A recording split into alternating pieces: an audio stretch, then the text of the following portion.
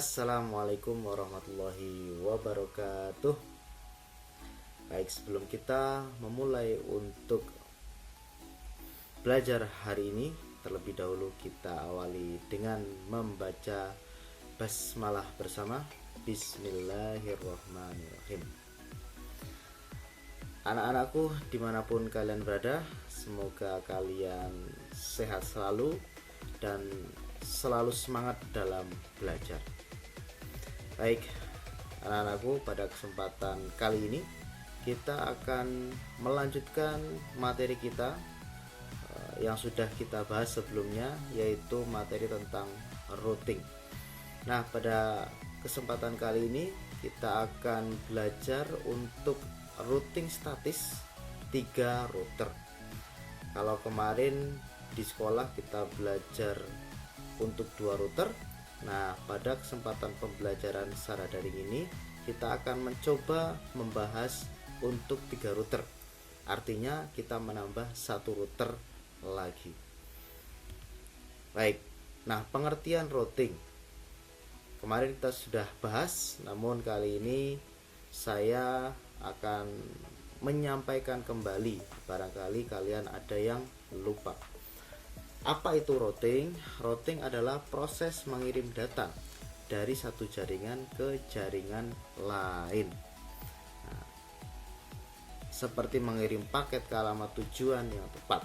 Jadi contohnya seorang kurir itu mengantarkan paket. Nah, kurir itu harus tahu alamat yang dituju dengan memikirkan rute yang terbaik atau tercepat. Karena apa? Ya, karena supaya paket itu sampai tepat waktu dan lebih cepat dan tidak terlambat. Yang pasti, nah, dalam jaringan komputer, router itu berperan sama seperti kurir, yaitu apa? Mengarahkan data ke tujuan yang benar melalui rute yang tepat, ya. Nah, itu untuk routing. Yang bertugas adalah router untuk penentu jalur ini. Nah, kemudian fungsi router dan jenis routing. Jadi untuk routing itu jenisnya ada 2, ya. Ada routing statis dan routing dinamis. Nah, di routing statis itu fungsi routernya adalah menghubungkan beberapa jaringan berbeda. Jadi di routing statis ini pengaturan rutenya dilakukan secara manual. Oleh siapa? Oleh administrator. Kemudian routing statis ini seperti yang sudah pernah kita bahas juga, itu cocoknya untuk jaringan yang kecil atau jaringan yang sederhana. Kemudian jenis yang kedua adalah routing dinamis. Jadi routing dinamis itu adalah rutenya ditemukan dan diperbarui secara otomatis. Nah, biasanya routing dinamis ini menggunakan protokol RIP, OSPF, dan protokol lainnya. Kemudian apa? Kemudian routing dinamis ini itu untuk jaringan yang lebih besar. Nah, kalau routing statis itu untuk jaringan yang kecil, sedangkan routing dinamis itu untuk jaringan yang lebih besar. Nah, kemudian bagaimana konsep routing statis? Ya, karena yang akan kita bahas itu routing statis. Routing statis diatur secara manual oleh admin jaringan. Jadi admin harus memastikan setiap rute satu persatu ke dalam tabel routing. Nah, tabel routing ini juga sudah kita bahas, sudah kita mencoba mengisi dengan 2 router. Nah, pada kesempatan ini nanti kita akan mencoba untuk 3 router. Nah, kemudian network tujuan adalah alamat jaringan yang ingin dituju oleh paket data. Nah, jadi network tujuan atau yang dalam tabel routing itu kolom destination, ya, itu adalah network tujuan. Kemudian gateway itu adalah IP router yang akan dilewati untuk mencapai network tujuan. Jadi gateway menjadi pintu masuk menuju jaringan yang lain. Jadi kalau kita mau menuju ke tujuan A, tujuan B, kita harus tahu gateway-nya yang apa, gateway-nya IP berapa. Nah, itu tantangan utama ketika kita mengisi tabel routing. Jadi harus benar-benar paham konsep menentukan destinasi dan gateway-nya.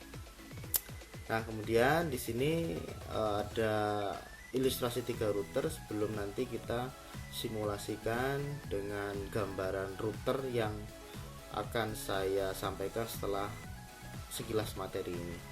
Jadi nanti akan ada diagram atau skenario 3 router yang saling terhubung.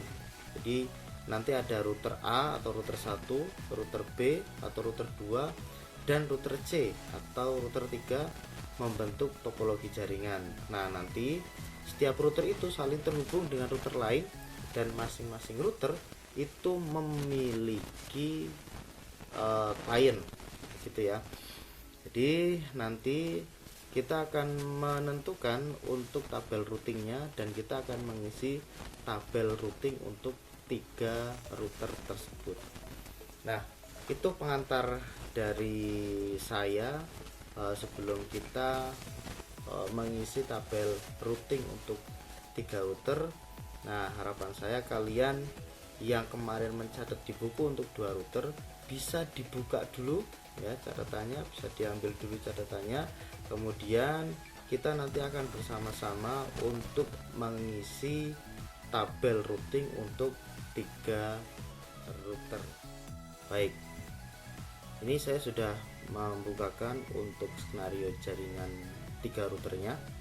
Nah, ini terdiri dari router pertama kita sebut dengan R1, kemudian router kedua kita sebut dengan R2, dan router ketiga kita sebut dengan R3. Nah, di masing-masing router ini dia sudah memiliki IP address. Nah, ini saya contohkan untuk yang antara router 1 dan router 2. Di sini ada network ya 10.10.100.0/30. Nah, ini adalah network. Kemudian di R1 itu ada titik 1, artinya adalah IP-nya 100.1. Kemudian di R2 ini ada titik 2 di ETH2, artinya ether 2 router 2 ini IP-nya adalah 100.2. Nah, contoh lagi saya sampaikan di sini router 2 menuju ke PC yang ada di atas ya, di klien ya. Nah, di sini ada networknya 192.168.30.0/24. Nah, di sini ada angka 1 ether 4 di R2, artinya adalah ether 4 ini IP-nya 30.1. Nah, kemudian di bagian klien titik 2 artinya IP klien ini adalah 30.2. Nah, lengkapnya adalah 192.168.30.2/24 atau subnet masknya /24. Nah, seperti itu ya, dipahami dulu ya. Artinya yang ada di garis ini yang lengkap ini adalah network, kemudian titik 1 di masing-masing router atau klien itu merupakan IP address-nya atau hostnya. Karena kita menggunakan kelas C ya, kelas C semua, maka yang saya tulis adalah hostnya yang di bagian Ethernet di gambar ini. Nah, di klien juga paling pojok kanan ini juga ada titik 2, artinya ya IP-nya 40.2 seperti itu. Nah, untuk tabel routingnya, nah ini gambarnya seperti ini. Sebelumnya kita sudah pernah mempelajari tabel routing untuk 2 router. Kalau 3 router, artinya kita harus menambah 1 tabel routing lagi ya untuk R3-nya. Jadi kalau kemarin hanya R1 dan R2, kita nambah R3-nya. Yang pasti tabel routing ini banyaknya mengikuti jumlah router yang ada dalam suatu jaringan. Nah, kayak gitu ya. Oke, yang pertama kita akan membahas R1 dulu untuk menentukan tabel routing R1. Nah, di sini ada destination. Destination itu apa? Destination adalah tujuan, ya. Jadi router 1 itu tujuannya kemana aja, kan gitu. Nah, itu sebagai destinationnya. Oke, kita buka di gambar ini R1 ya. Berarti R1 itu mempunyai tujuan, ada berapa tujuan atau berapa destinasi. Oke, kita akan coba menghitung pakai ini. Oke, nah tujuan yang pertama R1 adalah ini bisa kita katakan tujuan pertama. Jadi tidak harus urut ya, boleh acak-acak, boleh, tidak harus urut dari kiri, tapi dari kanan dulu juga boleh, dari yang terjauh dulu juga boleh. Nah, kemudian destinasi yang kedua kita bisa tentukan yang ini nih. Oke, kemudian destinasi yang ketiga kita bisa tentukan yang ini, boleh. Kemudian destinasi keempat kita bisa tentukan yang ini, yang atas, destinasi keempat. Kemudian selanjutnya kita tentukan destinasi yang kelima ini. Kemudian lagi kita akan menentukan ini destinasi yang keenam. Kemudian apakah masih ada lagi tujuan dari router 1? Sudah cukup ya. Nah, berarti untuk router 1 itu ada 6 destinasi ya. Yang pertama 192.168.10.0 itu network yang pertama sebagai destinasi yang pertama. Kemudian destinasi yang kedua networknya adalah 10.10.100.0 dan selanjutnya. Nah, itu ya untuk router 1. Sekarang kita mulai mencatat atau menuliskan di tabelnya. Jadi diingat-ingat, 1 paling kiri, kemudian destinasi yang kedua sebelah kanan, kemudian destinasi yang ketiga, ini urutannya kayak gini, kemudian 4, 5, 6. Oke, kita buka untuk tabelnya. Nah, seperti ini. Nah, tadi untuk destinasi yang pertama berapa? Kita tuliskan di sini 192.168.10.0. Nah, kemudian kita isi gateway ya, jadi gateway itu gerbang atau pintu masuknya. Nah, untuk destinasi yang pertama ini karena antara router dan kemudian menuju destinasi ini langsung ya, jadi ini juga merupakan networknya router, maka gateway-nya adalah 0.0.0.0 ya, karena ini secara langsung router juga menggunakan network ini, maka gateway-nya 0.0.0.0. Nah, kemudian interface-nya apa ya, sudah pasti yang terhubung dengan destinasi ini itu Ether 2, maka kita tulis di sini Ether 2. Nah, keterangannya apa? Jadi dalam tabel routing itu ada dua keterangan, ada direct dan indirect. Jadi kalau R1 menuju destinasi yang pertama itu kita bisa isi di sini direct langsung. Karena apa? Ya, ketika R1 mau ke sini itu langsung tanpa melewati gateway. Nah, jadi gateway-nya ini 00 tadi, maksudnya dia itu langsung ke destinasi ini. Jadi otomatis kalau gateway-nya 000, maka otomatis untuk keterangannya adalah direct. Nah, gitu. Kemudian kita lanjut untuk destinasi yang kedua. Ini ya berarti ya 10.10.100.0.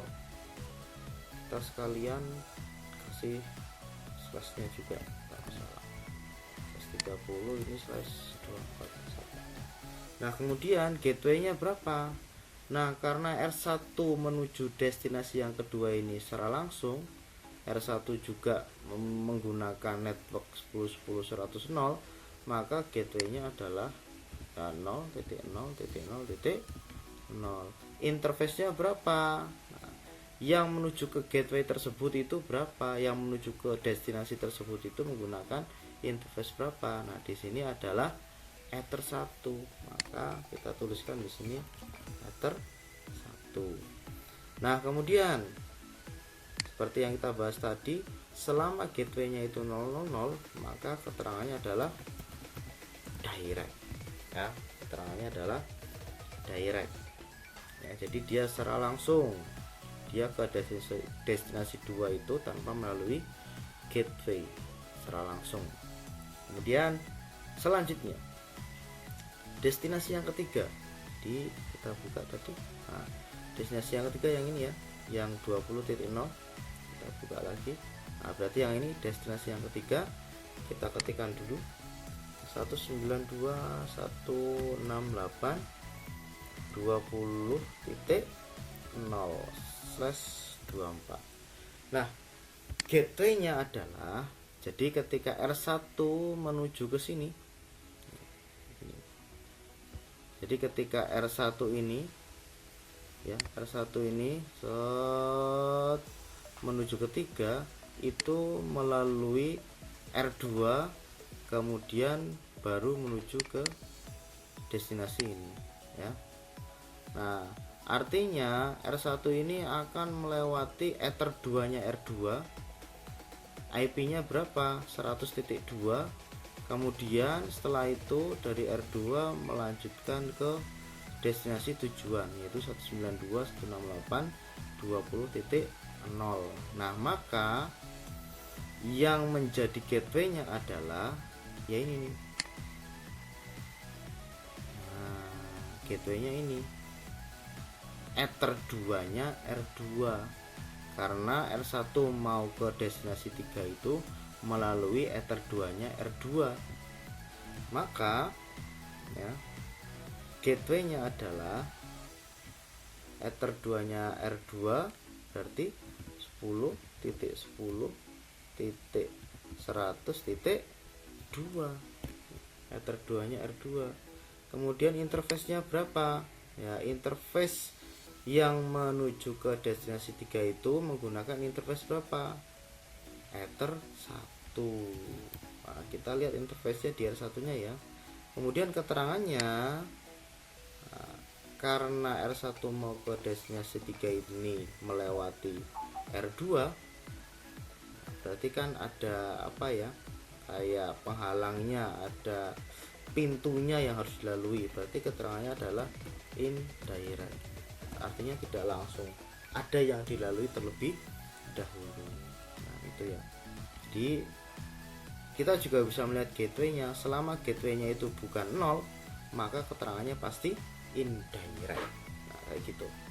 Nah kemudian destinasi selanjutnya, destinasi selanjutnya adalah destinasi yang keempat. Kita bisa tulis, berarti ini ya, 192.168.30.0/24. Nah kemudian gateway-nya berapa ya? Jadi dari R1 ini ya, dari R1 ini menuju ke destinasi yang keempat, di R1 menuju destinasi keempat. Nah, sini dulu, baru dari sini ke sini ke tujuannya.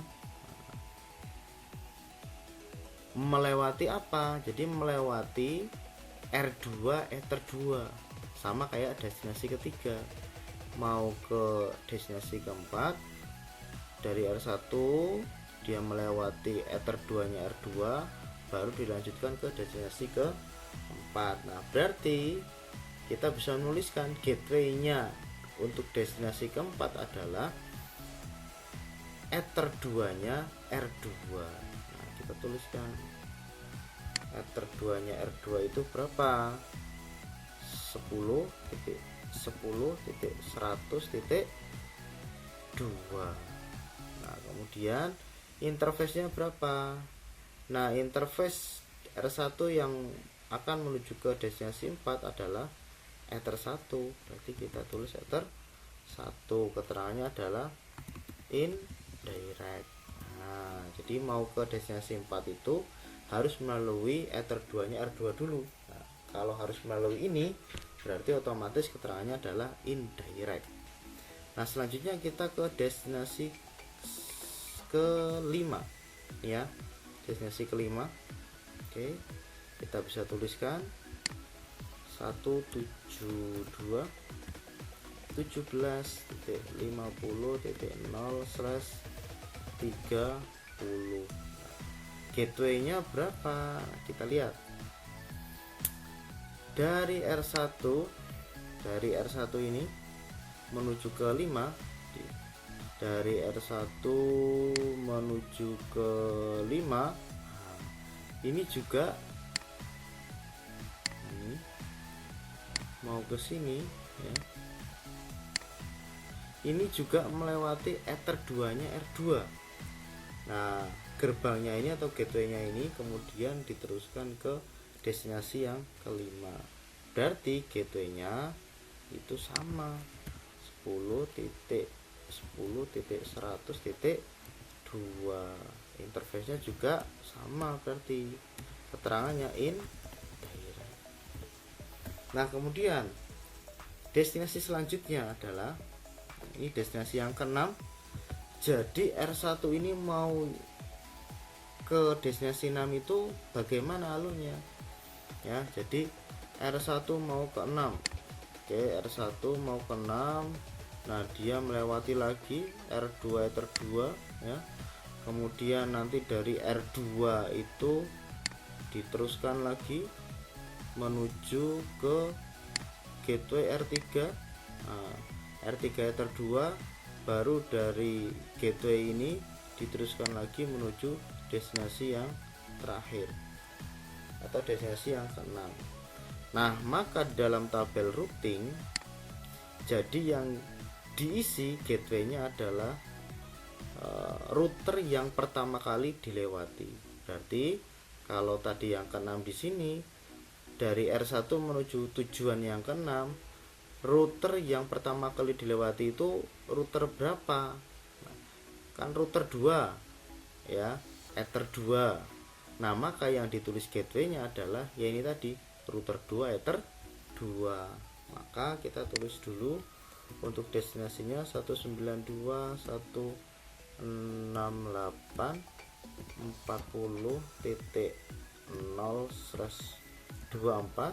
Gateway-nya adalah yang pertama kali dilewati itu R2 ether 2, berarti sama dengan atasnya 10.10.100.2. interface-nya otomatis ether 1. Nah kemudian keterangannya itu pastiin indirect. Nah ini ada 1, 2, 3, 4, 5 dan 6. Udah ya, berarti ada 6 tujuan, 1, 2, 3, 4, 5 dan 6.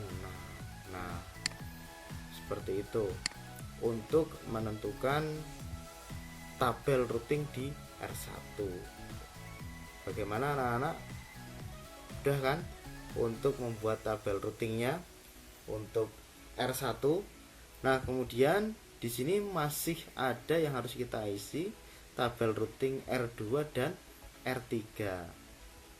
Nah karena kita tadi sudah belajar bersama untuk menentukan tabel routing R1, dan saya kira itu mudah untuk kita pahami dan mudah untuk kita kerjakan, maka anak-anak silakan untuk R2 dan R3 kalian bisa dilanjutkan secara mandiri sebagai bahan belajar kalian. Nah, jadi kalian kalau sudah bisa mengerjakan R2 dan R3, saya yakin artinya kalian itu sudah paham untuk konsep routing statis dan mengisi tabel routingnya. Nah seperti itu. gitu ya. Jadi silakan bisa dilanjutkan untuk mengisi tabel R2 dan R3 secara mandiri. Nah, baik anak-anak, mungkin itu saja yang bisa kita pelajari pada kesempatan kali ini.